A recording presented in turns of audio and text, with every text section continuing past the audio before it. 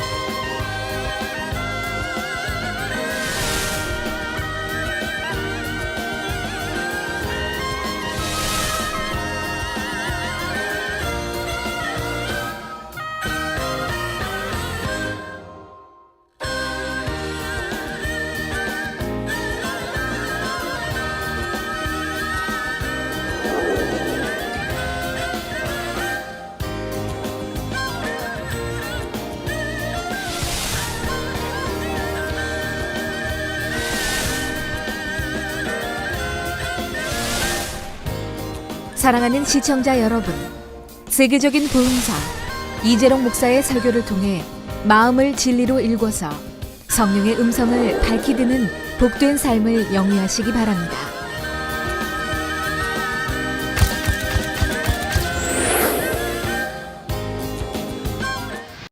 은혜 받으실 말씀을 봉독해 드리겠습니다. 로마서 8장 12절부터 16절 말씀입니다. 그러므로 형제들아, 우리가 빚진 자로 돼 육신에게 져서 육신대로 살 것이 아니니라. 너희가 육신대로 살면 반드시 죽을 것이로되 영으로서 몸의 행실을 죽이면 살리니 무릇 하나님의 영으로 인도함을 받는 그들은 곧 하나님의 아들이라.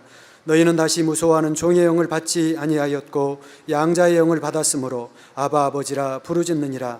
성령이 친히 우리 영으로 더불어 우리가 하나님의 자녀인 것을 증거하시나니. 아멘. 사랑하는 성도 여러분, 오늘 말씀드릴 육신의 생각은 의와 틀과 선의 틀에서 비롯되는 육신의 생각입니다. 이런 틀에 대해 예를 들어보겠습니다. 어떤 일꾼이 목자가 양떼를 용서하고 감싸주는 모습에 감동을 받았습니다. 이때 용서하고 이해하는 것이 선이다, 영혼을 갈무리하는 일꾼은 저렇게 해야 한다라는 선의 틀이 만들어졌습니다. 그래서 양떼를 갈무리할 때 자신도 어찌하든 영혼을 용서하고 감싸 주려고 합니다. 문제는 이렇게 용서만 해서는 안 되는 상황에서도 똑같은 태도를 취한다는 것입니다. 만약 돌이키지 않으면 결과적으로 구원받기조차 어려운 영혼을 무조건 감싸주는 것이 진정한 선일까요? 이때는 영혼이 죄에서 돌이킬 수 있도록 이끌어 주는 것이 진정한 선입니다. 예서 다윗같이 왕이에요. 범죄 한 번 했어요. 그렇지만 어떻게 합니까? 선지자본에서 지적합니다. 죄를 인정합니다. 사울 임금처럼 인정하지 않고 변명하고 그런 게 아니라 다윗 임금은 그냥 인정합니다. 내가 죄를 지었습니다. 그러고 나서 이제 다윗 임금에게 이 혹독한 연단이 오죠. 정말 상상하기 어려운 연단이니까 한번 성경 보시면 하나님이 그렇게 사랑받는 다윗 종인데도 상상하기 어려운 연단이 오기 시작합니다. 환난이 옵니다. 그럴 때 다윗은 어떻게 했습니까? 겸비한 자세로 죽어지지 않습니까? 나는 죽었습니다. 나는 왕도 아닙니다. 즉 백성이 저주를 해도 다 받아줍니다. 말 한마디면 끝내는데 장군 신하들이 있고 장군들이 내가 저 죽여라. 백성이 감히 왕한테 이럴 수 있나? 죽여라. 하면 끝나는 거 아니에요? 현재 왕인데 아들이 이제 빼앗겼지만 지금 여하튼 왕은 왕인 거지. 그러지만 겸비한 자세이기 때문에 죽이라고 못합니다. 오히려 용서하라고 그러죠.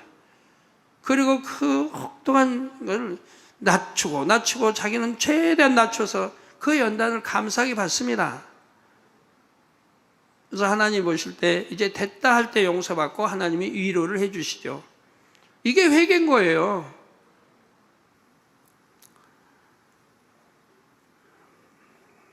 갈라디아서 6장 1절에 보면 형제들아, 사람이 만일 무슨 범죄한 일이 드러나거든 신령한 너희는 온유한 심령으로 그러한 자를 바로잡고 내 자신을 돌아보아 너도 시험을 받을까 두려워하라 했습니다.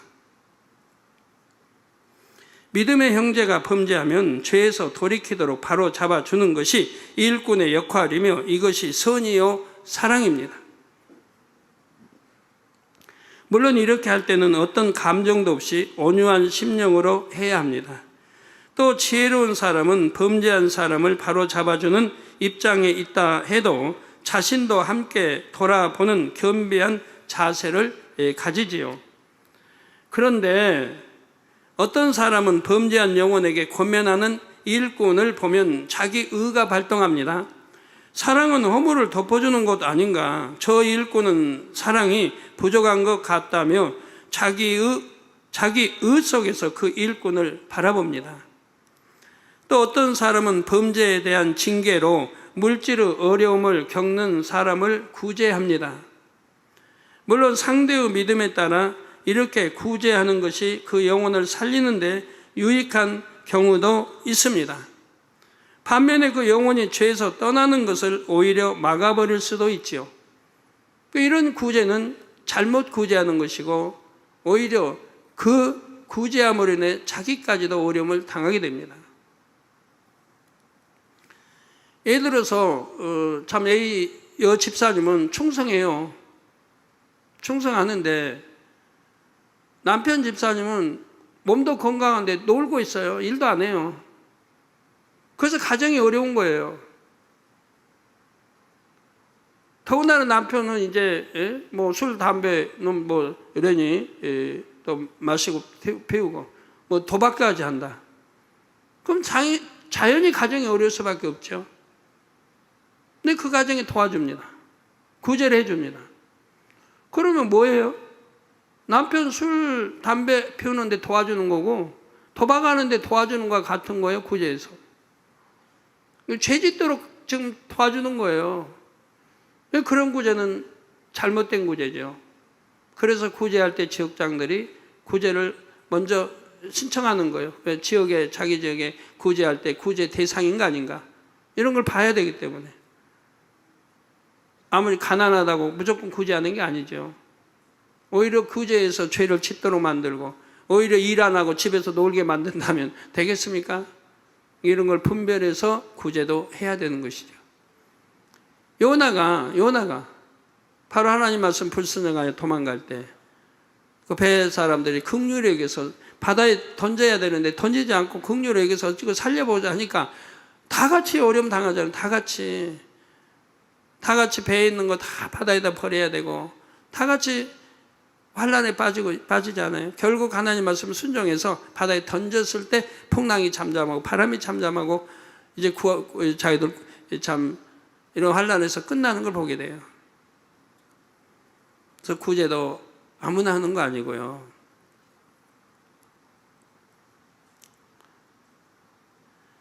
자, 선의 틀에서 나온 육신의 생각 때문에 그 영혼에 대한 하나님의 사랑을 더 깊이 헤아리지 못하는 것입니다. 어떤 일꾼들은 이와 반대로 양떼를 지적하고 고면하는 것이 사랑이고 선이라고 생각합니다. 자신이 맡은 양떼가 말씀대로 살지 못하면 잘 이해하지를 못합니다.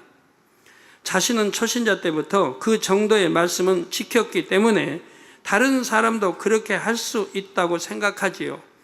또 상대가 버거워해도 믿음의 분량에 넘치도록 계명을 지키도록 가르치고 권면하는 것이 상대에게 유익하다고 생각합니다. 그래서 양떼의 허물을 발견하기라도 하면 용서하고 덮어줘야 하는 상황에서도 즉시 지적하고 권면합니다. 젖 먹는 성도에게 밥을 먹이려고 하지요. 자기 생각의 틀에 갇혀서 그 영혼의 마음이 어떤지 상대의 형편을 살펴주지 못하는 것입니다. 이처럼 자기 경험이나 자기 생각의 한계 안에서 만든 의와 틀은 대부분 하나님의 뜻과 맞지를 않습니다. 자, 그런데도 내가 보기에는 분명히 이것이 선한데, 이것이 의로운데 하면서 자기 주장을 굽히지 않는 사람도 있죠. 물론 진리가 시시각각 달라진다는 뜻은 아닙니다. 진리는 절대 불변이지요.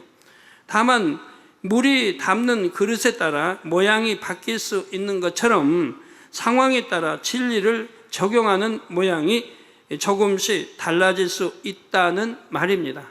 이게 진리 자체는 변하지 않지만 그 상황에 따라 이렇게 달라질 수 있다는 것입니다. 이렇게 이런 거 다 이해하려면 또 비유도 몇 개 들어주고 해야 되는데, 그렇게 하다 보면 시간이 한도 없이 흐르니까 또 그렇게까지는 못해요. 일일이 비유 다 들어서 설명해야 되니까. 자, 그러면 그때그때 진리를 어떤 모양으로 적용해야 하는지 어떻게 알 수 있을까요? 성령의 음성과 주관으로 알 수 있습니다. 성령의 음성을 밝게 듣는 사람은 어떤 상황을 만나든지 그 상황을 바로 파악할 수가 있지요. 진리를 어떻게 적용해야 하는지 금방 답을 얻을 수가 있습니다. 육아 경험이 많은 어머니들 중에는 아기 울음소리만 듣고도 아기에게 필요한 것을 바로 알아채는 분들이 있다고 합니다. 배고파서 우는지 안아달라고 우는지 알지요. 이는 육아법만 체득한다고 되는 것은 아닐 것입니다. 아기에 대한 사랑과 관심이 있을 때 가능하지요. 신앙생활이나 사명 감당도 마찬가지입니다. 하나님을 사랑하고 영혼을 사랑하면 그때그때 무엇이 선인지 의로운 것인지 진리를 어떻게 적용해야 하는지 알게 됩니다. 성령께서 가르쳐 주시기 때문이지요. 성도 여러분, 의와 틀에서 나오는 육신의 생각을 깨트리려면 자신을 발견하기 위해 끊임없이 노력해야 합니다. 양심의 악은 물론 본성의 악까지 발견하여 벗어버려야 하지요. 히브리서 10장 22절에 보면 우리가 마음의 뿌림을 받아 양심의 악을 깨닫고, 자, 믿음으로 하나님 말씀을 듣습니다. 또 행합니다. 그래서 마음의 뿌림을 받아 양심의 악을 깨닫고 몸을 맑은 물로 씻었으니, 즉 맑은 물, 즉 하나님의 말씀으로 나를 죄를 씻겨냈다 이 말입니다. 씻었으니 참마음과 온전한 믿음으로 하나님께 나아가자. 우리 주님의 보혈의패를 의지해 바로 이렇게 맑은 물로 죄를 씻어냈습니다. 씻었으니 이제는 참마음, 즉 거짓이 없는 마음, 변개함이 없는 마음, 악이 없는 이런 마음, 선한 마음, 성결의 마음, 이런 참마음과 온전한 믿음으로 하나님께 나아가자. 이 참마음이 되면 온전한 믿음이 돼요. 마음의 비진리 중에는 발견하기가 쉬운 것도 있고 비교적 어려운 것도 있습니다. 양심 속의 악이나 본성 속의 악은 비교적 어려운 편에 속하지요. 이런 악이 있으면 자신이 깨닫지 못하는 사이에 진리의 틀을 만들게 됩니다. 육신의 생각을 하고 싶지 않아도 이 잘못된 진리의 틀에서 육신의 생각이 나오지요. 결국 성령의 음성을 거스르게 됩니다. 따라서 이 양심의 악과 본성의 악을 반드시 벗어버려야 합니다. 양심의 악, 양심에 악이 있나요? 있죠. 벗어버려야 돼요. 본성적인 악도 벗어버리고요. 이 두 개념에 대해 이 시간에는 간략하게 설명하도록 하겠습니다. 구체적인 내용은 영혼육 설교나 책을 참고하시기 바랍니다. 먼저 양심의 악에 대해 살펴보겠습니다. 양심은 각 사람의 선, 악이나 옳고 그름을 판단하는 주관적인 기준입니다. 사람마다 양심이 있고 또 양심이 달라요. 이 양심이기 때문에 이건 선이다, 이건 악이다라고 분간을 하게 된단 말이에요.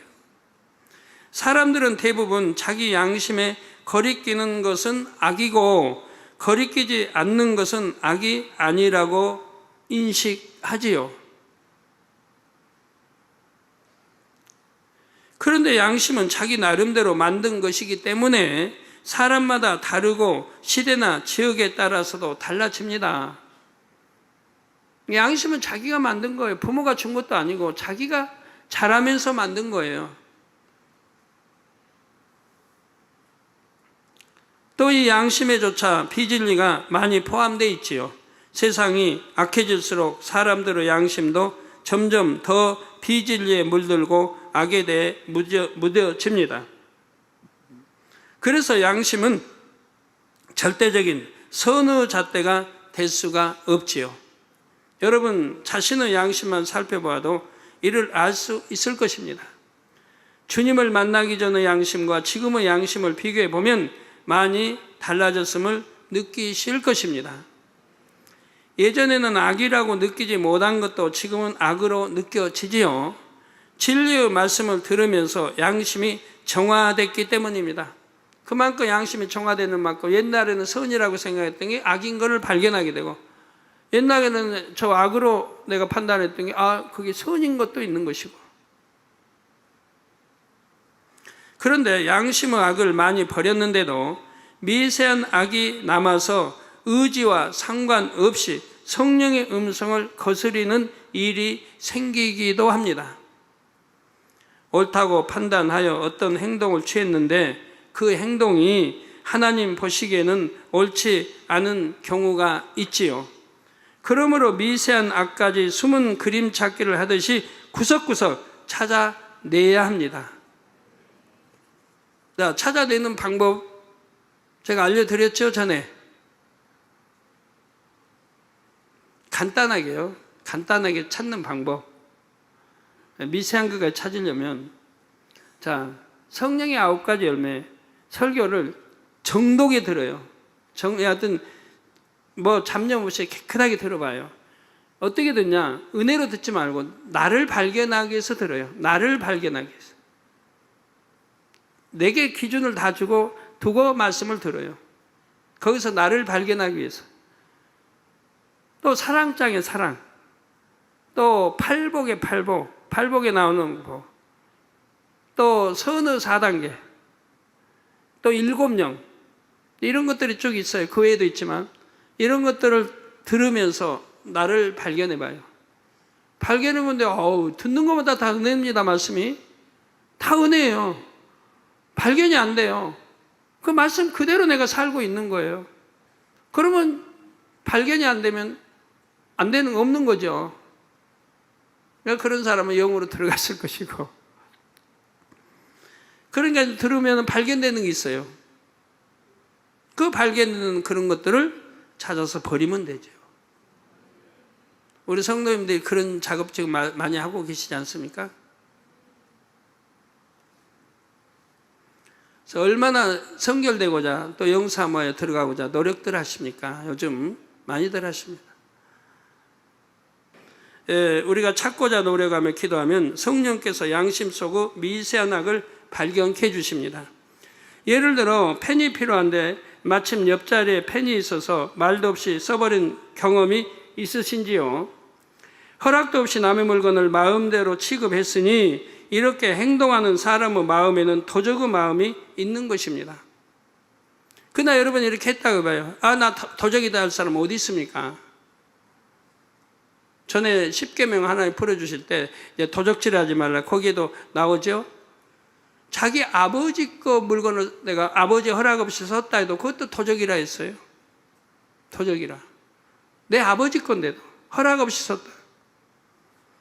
그러니까 그런 걸 저는 알기 때문에 저는 교회 당회장이면서도 아버지 거 일체 쓰질 않아요. 하나님 거 물품, 성물 물품 일체 쓰질 않아요. 내가 돈 주고 내가 샀어버리지. 저는 한 권도, 한 장도 써본 일이 없어요. 외부에서 뭘 거기다 다 모으면 빼고 모았다가 교회에다 도로 갖다 주지. 자, 하나님 말씀을 듣기 전에는 친한 사이인데 뭐 물어보나 마나 쓰라고 했을 거야. 펜 좀 쓰는 게 어때서? 이런 식으로 대수롭지 않게 생각했을 것입니다. 그러나 지금은 다르지요. 이런 작은 불의의 행함으로도 양심의 가책을 받는 분들이 많지요. 성령의 음성을 밝히 들으려면 반드시 말씀과 성령의 도우심을 의지해서 양심의 미세한 악도 뽑아 버려야 합니다.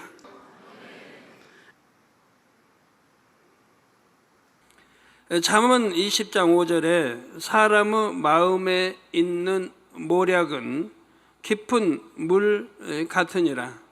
그럴지라도 명철한 사람은 그것을 길어내느니라 했습니다.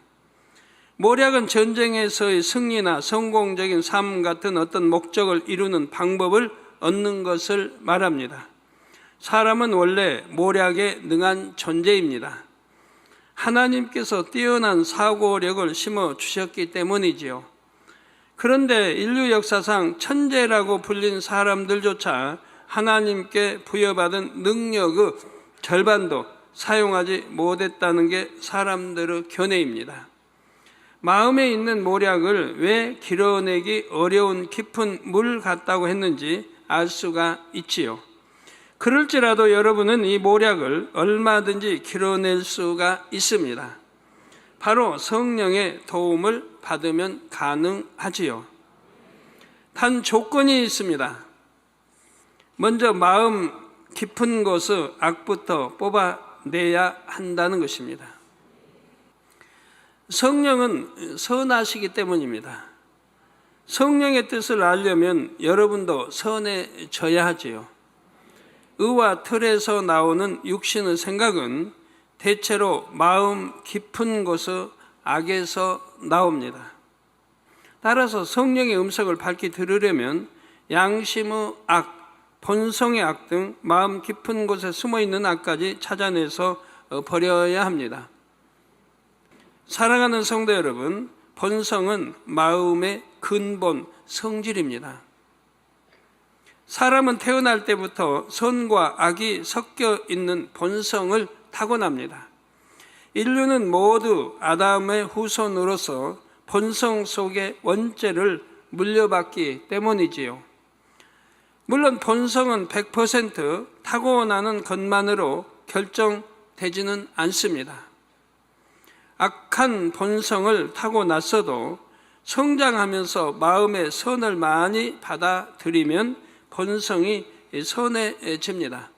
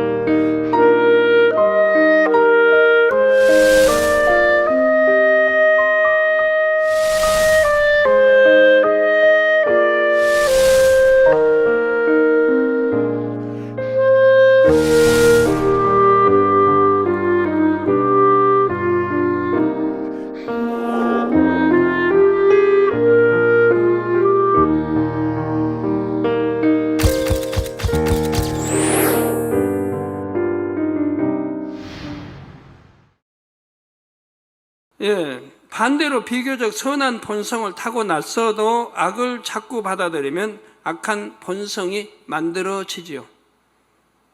아무리 착하더라도 어려서 부모가 그냥 맨 거짓말 가르쳐봐요. 그러면 거짓말장이로 자라잖아요.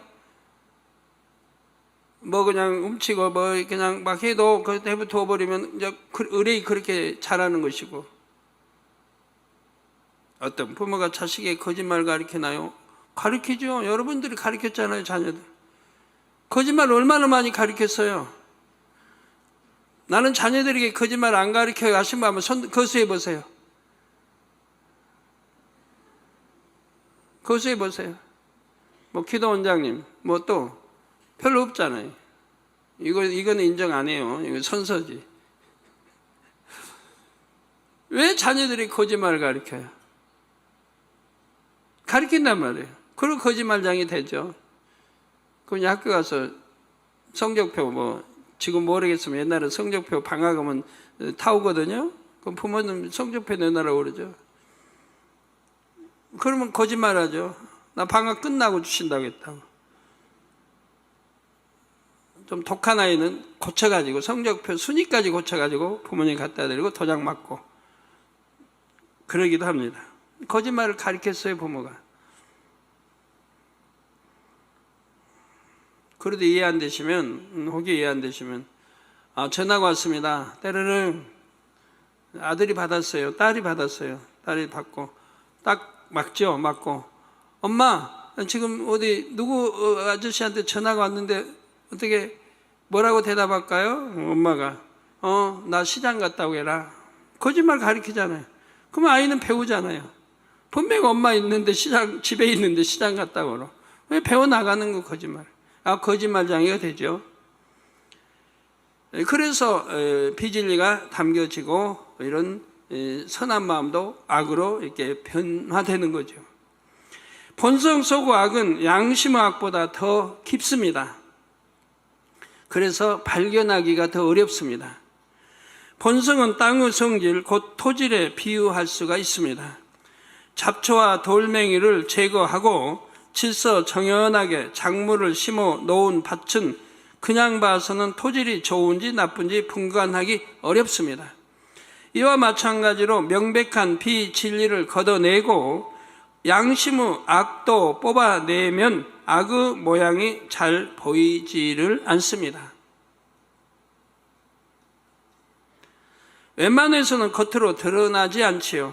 그런데 이 본성의 악이 있음으로 인해 자기도 모르게 육신의 생각을 하게 된다는 사실입니다.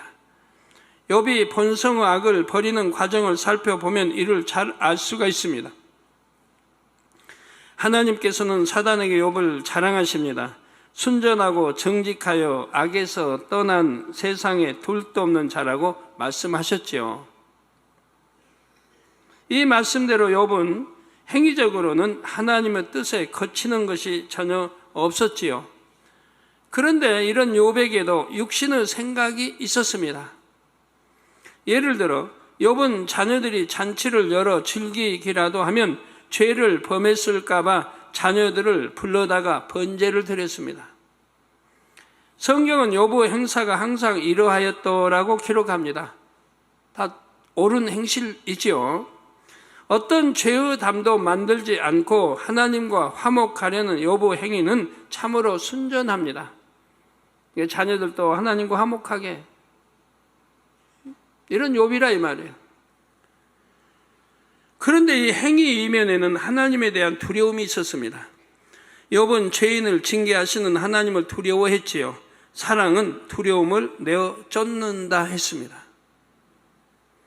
욥이 징계를 받을까 봐 두려워했다는 것은 욥의 마음에 온전한 사랑을 이루지 못했다는 증거이지요. 저는 아버지 하나님을 정말 한 번도 두려워해 본 적 없어요. 초신자 때부터 두려워해 본 적이 없어요. 근데 아버지 함부로 합니까? 아버지 누구보다도 경외해요. 우리 교회 성전 안에서 아버지에 관한 어떠한 것도 저는 만지지 않아요. 전에도 말씀드리지만 성전에 사용하는 봉투 하나 저는 사용해 본 일이 없고 전화 하나 사사로이 써본 일이 없어요. 그러지만 제가 아버지 두려워서 그러나요? 전 누구보다도 아버지 하나님 사랑하고 합니다. 두렵진 않아요. 하나 두려운 건 없어요. 사랑만 있지. 왜요?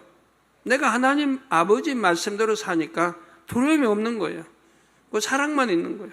아버지 사랑하고 아버지도 저를 100% 사랑한다는 걸 제 자신이 100% 믿어요. 그러니까 무엇이나 자신이 있는 거죠. 어딜 가나 원수마귀 아무리 역사해도 조금도 두려워할 것이 없는 거죠. 왜? 만군의 왕 하나님이 나 지키시고 천군 천사가 지켜준다는 것을 100% 믿기 때문에 아무 두려움이 없는 거예요. 어딜 가나.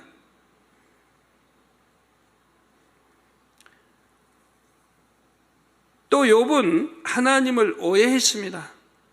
하나님께서 사단의 송사를 받아들이심으로 욥에게 몇 차례 시험이 옵니다. 욥은 자녀도 재산도 다 잃었고 최후에는 발바닥에서 정수리까지 악창이 났지요. 욥의 아내가 이 모습을 보고 욥에게 당신이 그래도 자기의 순전을 굳게 지키겠느냐? 하나님을 욕하고 죽으라 말합니다. 욥은 위로받아야 할 아내에게 오히려 굴욕을 당하면서도 입술로 범죄하지 않았습니다. 그런데 그의 말을 들어보면 그가 하나님을 오해하고 있음을 알 수가 있지요. 오해를 하도 단단히 오해하고 있어요. 욥기 2장 10절 중반절에 우리가 하나님께 복을 받았은즉 재앙도 받지 아니하겠느냐라고 말합니다. 즉 하나님을 이렇게 오해하고 있기 때문에 두려워하는 거예요. 하나님이 축복을 줬습니다. 믿어요. 그런데 또 언젠가는 재앙도 주실 걸로 믿고 있다 이 말이에요. 그니 얼마나 두렵겠어요.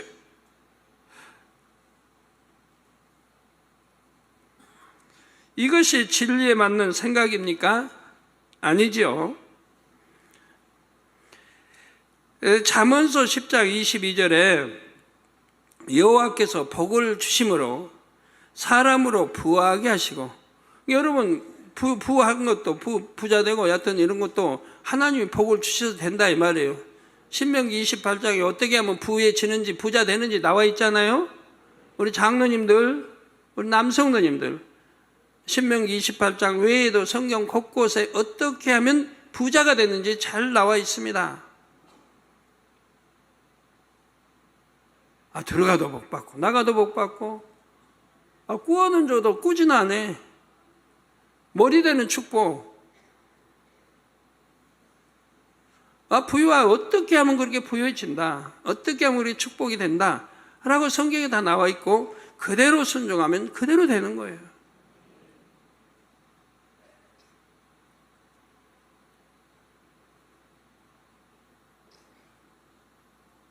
여호와께서 복을 주심으로 사람으로 부하게 하시고 근심을 겸하여 주지 아니하시느니라. 하나님이 복도 주시고 근심도 주신다고 하면 그거 복이라고 할 수 없습니다. 왜? 근심하면 행복하다고 할 수가 없어요. 내가 아무리 부할지라도 근심하고 살면 행복할 수가 없어요. 차라리 가난하고라도 근심 걱정 없는 것이 행복한 거죠. 그러니까 가난하라는 거 아니에요. 부유해지고 그리고 근심 걱정하지 않고 살면 얼마나 좋습니까? 부유해지면서 근심 걱정하지 않으면 그게 축복이죠. 가난하고 근심 걱정하지 말라는 게 아니고 부유해지고 그리고 근심 걱정하지 않고 살면 얼마나 축복이에요. 저처럼 말이에요. 그래서 사람으로 부하게 하시고 근심을 겸하여 주지 아니하신다고 했어요. 그런데 욥은 하나님께 복을 받았은즉 재앙도 받는다고 이렇게 잘못 하나님을 오해하고 있으니까 하나님을 두려워한다 이 말이에요. 예, 사람으로 부하게 하시고 근심을 겸하여 주지 아니하신다. 하나님은 복받을 사람에게 복을 주시되 재앙을 겸해 주시는 분이 아니지요.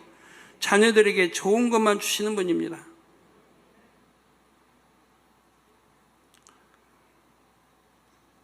하나님을 사랑하게 되면 두려움이 없어져요. 왜? 말씀대로 사니까 두려울 이유가 하나도 없죠. 좋은 것만 주시는 하나님인데 말씀대로 안 사니까 두려운 것이고 죄를 지으니까 두려운 것이고 여러분들이 죄를 지으니까 저를 피하는 것이고 얼굴을 가리는 것이고 하는 거 아니에요. 붙잡고 잘 나오다가 멀어지는 것이고 그리고 두려워하고 두려워할 이유는 하나도 없는데 물론 두려워도 안 하면 마구 그냥 죄 짓고도 당장님 사랑해요 하면 그것도 안 되죠. 재앙은 원수 마귀 사단이 가져다 줍니다.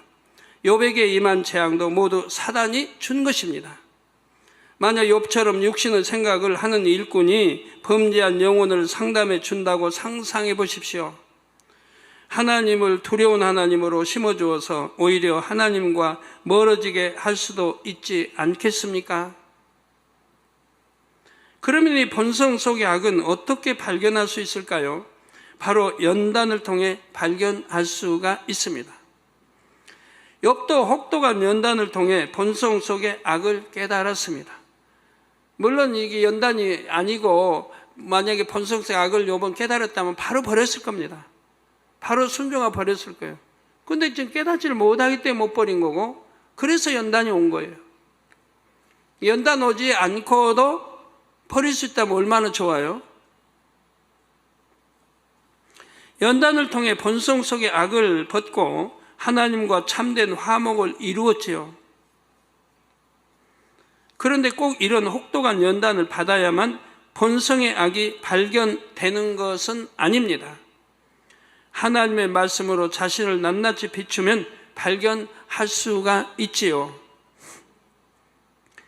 히브리서 4장 12절에 하나님의 말씀은 살았고 운동력이 있어 좌우의 낯선 어떤 검보다도 예리하여 혼과 영과 및 관절과 골수를 찔러 쪼개기까지 하며 또 마음의 생각과 뜻을 감찰하나니 말씀하지요. 더구나 여러분이 듣고 계신 성결의 복음은 말씀의 나를 더 예리하게 갈아 세운 말씀입니다. 본성의 세미한 악까지 찔러 쪼개지요.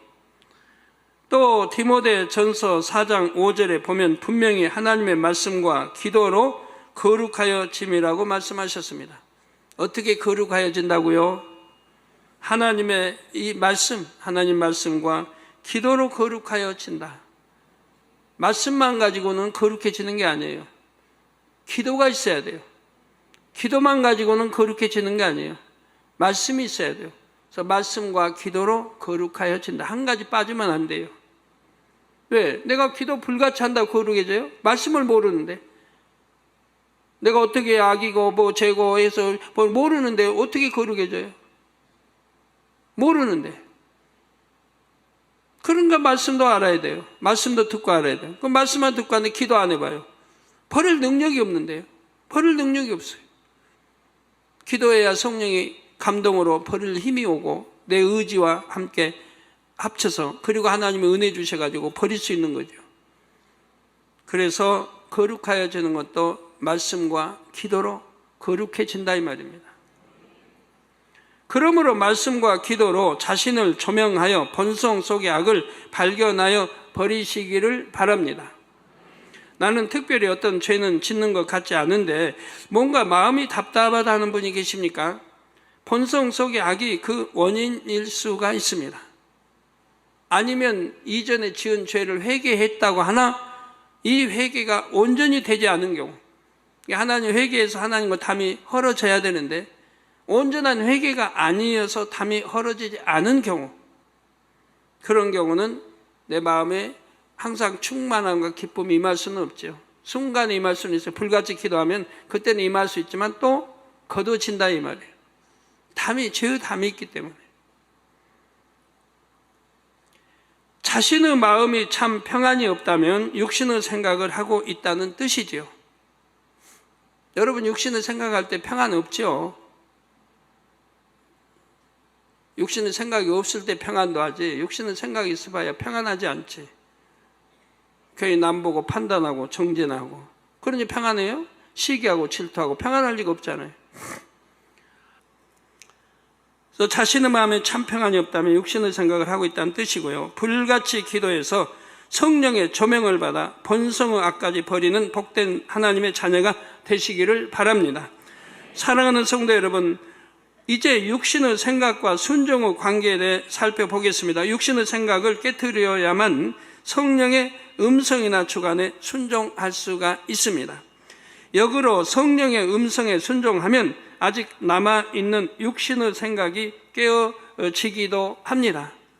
성령의 음성에 순종하면 사람의 생각을 초월하여 역사하시는 하나님을 만나고 체험할 수가 있습니다. 갖가지 문제를 해결받을 수도 있고 소원이 응답될 수도 있습니다. 하나님의 능력을 힘입어 하나님 나라를 크게 이룰 수도 있지요. 이런 체험들을 통해 육신의 생각이 깨어집니다. 순종은 이처럼 영혼이 잘되고 범사가 잘되는 일석이조의 복을 안겨줍니다. 성경은 이렇게 성령의 음성 또는 하나님 말씀이나 주님 말씀에 순종하여 복을 받은 사람들을 소개합니다. 예수님의 수제자 베드로도 그 중 한 사람이지요. 베드로는 자기가 매우 강한 사람이었지만, 자기가 매우 강한 사람이었지만 예수님께 순종의 훈련을 받은 결과 죽기까지 순종하는 사람으로 변화되었습니다. 가는 곳마다 성령의 역사를 베풀며 수많은 사람에게 복음을 전했습니다. 이 시간에는 베드로가 육신의 생각을 깨트리고 순종했을 때 어떤 축복을 받았는지, 또 어떤 과정을 통해 육신의 생각이 깨어졌는지 소개해 드리겠습니다. 지금까지 설명드린 육신의 생각 단계를 토대로 잘 이해하셔서 큰 깨달음을 얻으시기를 바랍니다. 또한 이 시간 나도 변화될 수 있다는 소망이 더해지길 바랍니다. 베드로는 이스라엘에서도 변두리에 위치한 갈릴리 호수에서 고기를 잡는 어부였습니다. 그 당시 유대인들은 오랜 세월 동안 이방인의 압제에 시달렸습니다. 그런 만큼 현실을 뒤엎고 자신들을 구원할 메시아를 갈구했지요. 다윗 왕과 같은 힘있는 통치자, 정치적 메시아가 나타나기를 기다렸습니다. 베드로도 이런 유대인들 중 한 명이었습니다. 예수님을 만나기 전에도 베드로는 메시아에 대해 증거하는 세례 요한을 쫓았지요. 그러다가 형제지간인 안드레오 인도로 예수님을 처음 만났습니다. 예수님을 만나기는 했지만 베드로가 자신의 모든 것을 뒤로 하고 제자의 삶을 살기로 결단한 것은 아니었습니다. 그러던 어느 날 베드로의 삶을 변화시키는 놀라운 일이 일어납니다. 누가복음 5장에 보면 베드로는 평소처럼 갈릴리 호수에서 고기를 잡고 있었습니다. 그런데 그날은 웬일인지 밤새 씨름을 했는데도 고기가 잡히지 않았지요. 고기잡이를 그만 마무리하려고 하는데 예수님께서 베드로의 배에 오르시더니 말씀을 증거하셨습니다. 그런 다음 베드로에게 깊은 데로 가서 그물을 내려 고기를 잡으라 하셨지요. 베드로는 베테랑 어부입니다. 갈릴리 호수에 대해 누구보다 잘 알지요. 만약 이때 베드로가 밤새도록 수고했는데도 허탕치지 않았는가? 경험도 지식도 없는 예수님이 나보다 고기 잡는 법을 잘 아실 리가 없지 않은가? 이런 육신의 생각을 동원했다면 예수님 말씀에 순종할 수 없었을 것입니다. 그러나 그는 자신의 지식과 경험을 뒤로 하고 생각의 문을 열었습니다. 예수님 말씀에 순종했지요. 그러자 그물이 찢어질 정도로 엄청난 양의 고기가 잡혔습니다. 건져 올린 고기를 담은 두 척의 배가 가라앉을 지경이 되었지요. 이를 본 베드로는 예수님 무릎 아래 엎드려서 주여 나를 떠나소서 나는 죄인이로소이다 라고 고백합니다. 드디어 예수님을 향해 마음 문을 활짝 연 것이지요. 모든 것을 버리고 예수님의 제자가 되기로 결심을 했습니다. 사랑하는 성도 여러분, 성령의 음성 인도 주관받는 거 잘 들으시죠? 한 번으로 듣고 끝내지 마시고 완전히 양식 삼으세요. 그래서 이제부터 말씀 다 듣고 나서 여러분도 성령의 음성 들을 수 있는 분들이 돼야죠. 음성 듣고 주관도 받고 인도도 받으면 만사형통할 건데, 우리 남성도 사업하시는 분들 성령의 음성 인도 주관 받아봐요. 그럼 아니 될 것도 되고 될 건 더 잘 될 건데. 계약? 성령의 음성 들으면 계약해야 할지 안 해야 할지, 집 매매 다 얼마나 좋아요. 성령의 음성만 듣는다면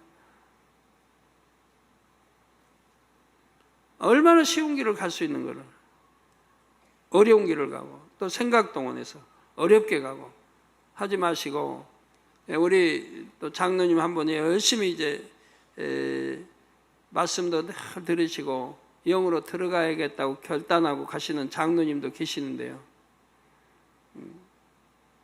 빨리빨리 이제 이렇게 말씀으로 무장하고 그 말씀의 영적 이해에서 내게 영으로 읽어야 돼요. 영으로 읽어서 영으로 일군 만큼 성령의 인도 주관을 받아요. 그래서 사업해봐요. 많이 될 거는 안 되는 거는 아버지 다 막으시고, 될 거는 되게 하시고, 안 될 것도 하나님이 뜨시면 되는 거고, 내가 아무리 마음에 경영할지라도 하나님이 인도하시지 않으면 소용없어요. 잠언서에 있는 16장에 잠언서에 있는 대로 내가 마음의 경영에도 하나님이 다 주관하고 인도하셔야 돼요. 근데 하나님이 인도하지 않으시면 안 돼요. 그러면 왜 하나님이 인도하신다고 했는데 안 되냐? 내가 하나님의 사람이 돼야죠. 내 육신은 생각이 있고 육신의 생각으로 내가 하나님 동으로 가도 내가 서로 가고 얼마든지 하잖아요. 그러면 아버지 하나님이 아무리 축복된 길로 인도하려고도 안 되잖아요. 내 생각이 동원해서 내가 하나님이 원하시는 반대로 가니까. 그래서 부지런히 말씀을 듣고 해서 그 말씀의 의미를 알아서 그 말씀대로 순종해서 영으로 일구고 나면 그때는 성령이 내 마음을 주관하세요. 그래서 사업도 구상하고 이렇게 나가면 참 너무 좋을 텐데. 예. 말씀 상고하시면서 통성으로 다 같이 기도하시겠습니다. 할렐루야. 주님, 은혜와 사랑이 감사드립니다. 오늘 또 들은 말씀이 믿음이 되고 생명이 되게 도와주시고 성령의 밝은 음성 인도 주관받아 나갈 수 있도록 축복해 주시옵나이다. 내 본성 속의 양심의 악, 또 본성 속의 악까지도 발견하여 빼내어 버릴 때에 내가 성령의 밝은 음성 인도를 받을 수가 있습니다. 아버지여, 역사해 주시옵나이다. 내 양심의 악도 발견해서 빼내버리고 본성 속의 악도 빼내어 버리게 도와주시기를 원합니다. 주여 감사합니다. 우리 주 예수 그리스도의 이름으로 기도합니다. 아멘.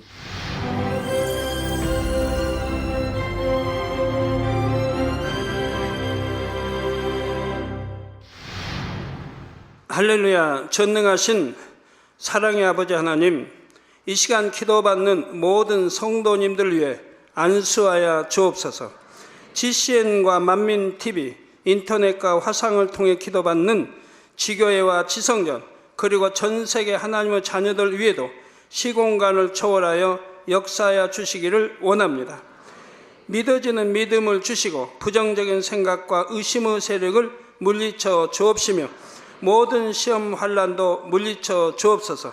머리부터 발끝까지 오장육부 뼈 마디마디 온몸의 신경 조직 세포 등 아픈 곳마다 성령의 불로 태우시고 근본의 빛으로 역사하여 주옵소서.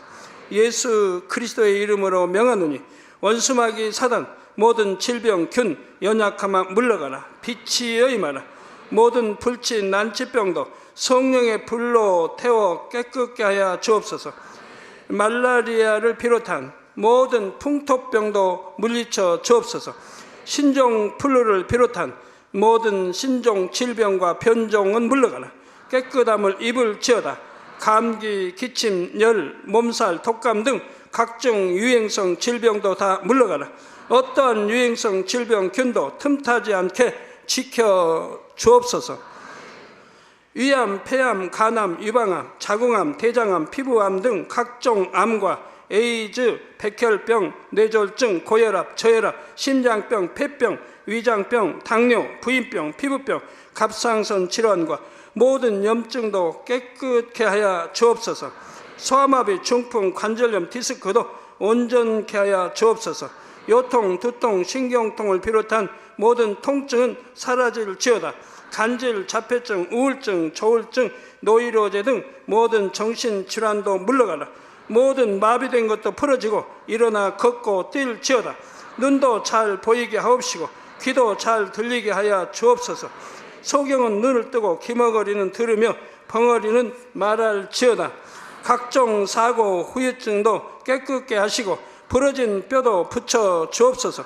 화상 입은 것도 온전케 하옵시고 화기암 물러가라. 열도 물러가라. 아버지 흉터 나지 않게 역사해 주시기 원합니다. 마약을 비롯하여 각종 약물과 독극물 중독도 깨끗함을 입을지어다. 죽은 신경과 세포가 살아나며 죽은 자도 살아나게 하여 주옵소서. 잉태의 축복도 주시기를 원합니다. 잉태의 축복을 받으라. 예수 그리스도의 이름으로 명하노니 원수마귀 사단아, 하늘 공중 곳에 잡은 악의 영들아 물러가라. 그의 사자들도 물러갈지니라. 이 땅의 악한 영, 더러운 영, 거짓되고 간사한 영, 의간질하고 미혹하는 모든 어둠들은 물러가라. 모든 흉악의 결박을 풀고 어둠아 물러가라. 빛이여 임하라. 아버지 하나님, 부르짖어 기도할 수 있는 능력을 주시고 죄를 버리고 성결될 수 있는 능력을 주옵소서. 영원히 잘됨같이 범사에 잘되게 하시고 가정의 복음화도 이루어 주시기를 원합니다.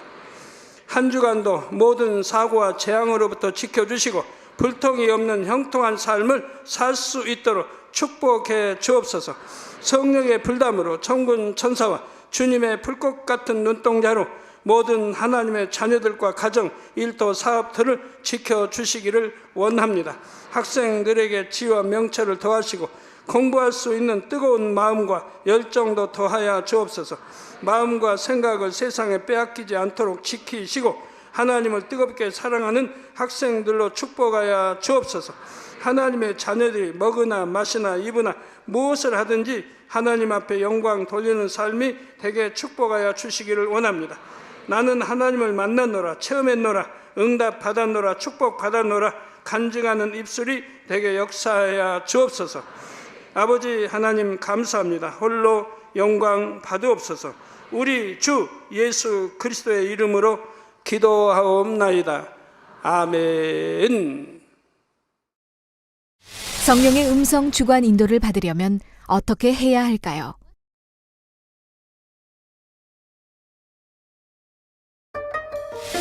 하나님의 뜻을 아시는 성령은 우리 마음을 성전 삼아 마음 안에 거하십니다.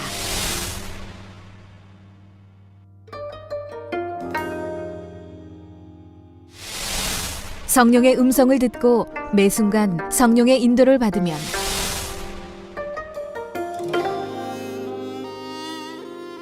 범사에 형통하고 어떤 길이든 쉽게 갈 수 있습니다.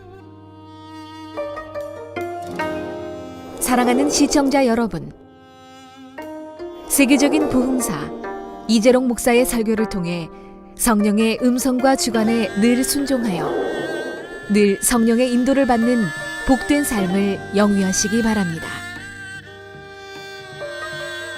오늘 말씀 본문을 통해 여러분을 향한 하나님의 뜻을 묵상해 보시겠습니다.